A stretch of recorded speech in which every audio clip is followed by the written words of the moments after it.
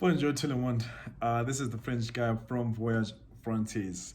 And for this video, guys, I'm focusing upon the strategies of passing the DELF A1 exam following the previous video upload, which I did as well. And for this specific upload, the section of the A1 exam that I'm going to focus upon is the production écrite, which is the writing section of the exam.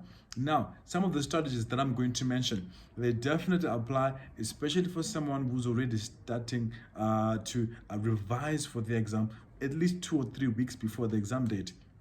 And it is very essential as well to begin practicing and actually preparing for the exam by doing past exam papers at least 2 to 3 weeks before the exam date.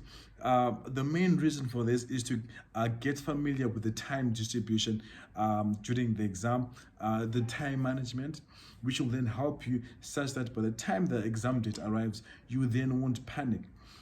One of the reasons why people end up panicking during the exam is because they are not so familiar with the exam. In other words, yes, it's not bad for you to be revising your notes, revising the work that you may have done.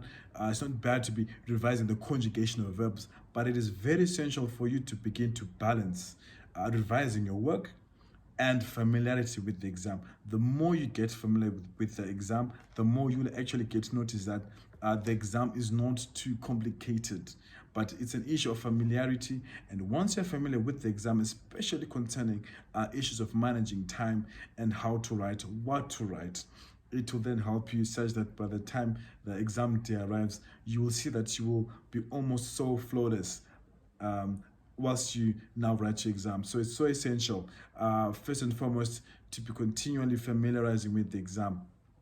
And as you continue to revise past exam papers, even before your exam date, it is important to be also working on the sections of the exam that you find your weakest points in. Because one of the reasons why some people may actually fail, or one of the reasons why they may not do well in certain sections, is because they have not given enough time for them to actually revise sections that they're most weak in. So the more you actually get to revise, the more you get to go over past exam papers, you will actually get to see your weaker points, such that even as you go back to your notes, you then won't get to be over revising a certain section that you are so confident in. So for this specific upload, guys, I'm going to use a question which I've taken from a past DELF A1 exam, and I'm just going to speak 1 or 2 strategies concerning it. So I'm just going to read one of the questions from the production écrite of the DELF A1 exam. And this question says, vous écrivez une lettre à un ami français pour l'inviter dans votre pays pendant les vacances. Vous lui parlez des activités que vous pouvez faire ensemble. So in general, the basic translation of this question is, you're writing a letter to your friend that you're inviting to your country during the vacation. And as you get to write to them, you're going to be speaking to them concerning the activities that you're going to be doing together. And for this specific question, another additional instruction is 40 mots minimum, c'est-à-dire which is to say 40 words minimum.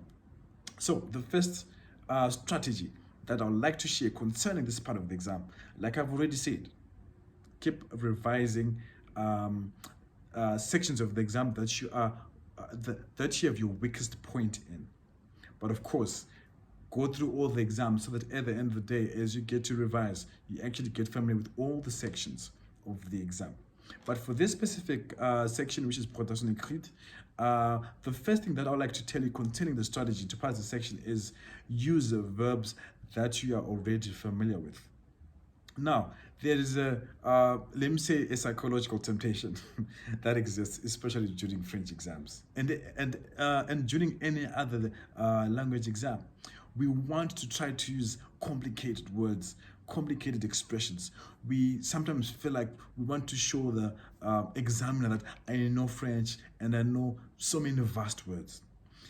But one of the things that I like the most about A1 is the main objective of A1, even in any section, is that they want to know that you are able to express yourself. you are able to express yourself. Now, this doesn't necessarily mean that, yes, if you have a wide range of vocabulary or verbs that you're already familiar with, it doesn't necessarily mean you have to use all the words. It's simply about writing and using verbs that you're familiar with. Now, the advantage of this is that the more you speak with words that you're familiar with, the less you're liable to make mistakes. Let's look at some of the verbs that are most common in A1.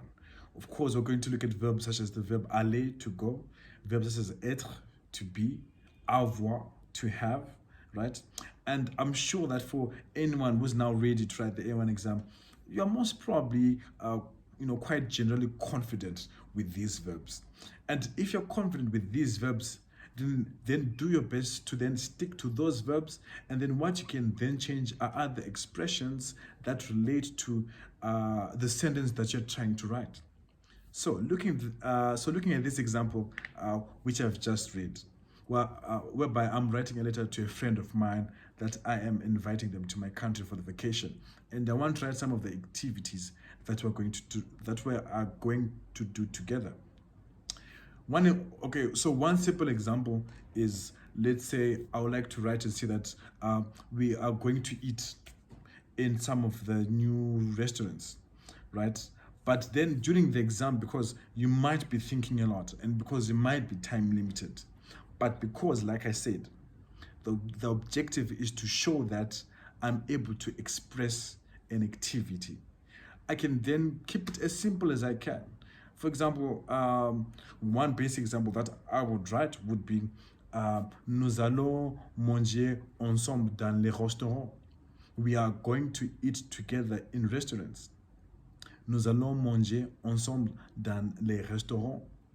Now, you're going to see that for this phrase that I've just used, I've used the most basic verbs. I've used nous allons, I've used the verb aller, which is to go, and I've conjugated it for nous because I'm speaking concerning me and my friend. Nous allons manger, we are going to eat, which are very simple verbs. Nous allons manger ensemble dans les restaurants, in restaurants. So this is the first and foremost strategy which I would like to share concerning this part of the exam. Keep your verbs simple. There's not much need for you to be able to use a lot of vocabulary, because at times, the more the vocabulary you use, the higher the possibility there is of making mistakes. And at the same time, the longer the sentences, the higher the possibility as well of making more mistakes. So do your best to keep your expressions as short and as simple as possible.